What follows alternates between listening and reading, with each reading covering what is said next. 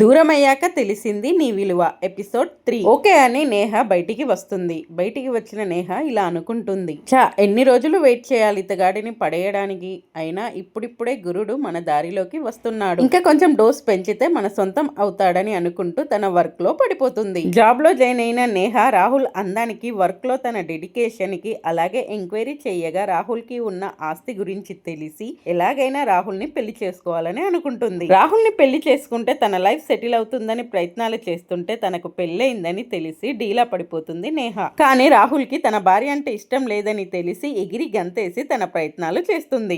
ఇంట్లో సాయంత్రం వంట చేస్తున్న అనన్య ప్రతి ఒక్క వంటకాన్ని ఆచితూచి ఉప్పు తగ్గించి మరీ వంట చేస్తుంది. టైం 8 అవుతుండగా ఇంటికి వస్తాడు రాహుల్. డోర్ వైపు చూసిన అనన్య పరుగు పరుగున రాహుల్ దగ్గరికి వెళ్లి, రాహుల్ ఈ రోజు ఎలా జరిగిందని అడుగుతుంది. తొందరగా ఫ్రెష్ అయ్యి రా, వడ్డిస్తానని చేతిలో బ్యాగ్ తీసుకొని తను తెచ్చిన వాటర్ బాటిల్ చేతికి ఇస్తుంది. షూ ఇప్పి సోఫాలో సెటిల్ అయిన రాహుల్ ఏం మాట్లాడకుండా వాటర్ బాటిల్ తీసుకొని వాటర్ తాగుతూ వాటర్ బాటిల్ చూస్తాడు. దానికి ఒక స్లిప్ అతికించి ఉంటుంది. అది ఏంటో చూస్తాడు. దానిపై ఇలా ఉంటుంది, ఫ్రెండ్స్ మీ సపోర్ట్ ఉంటేనే ఇకపైన నేను ఎపిసోడ్స్ రిలీజ్ చేస్తాను.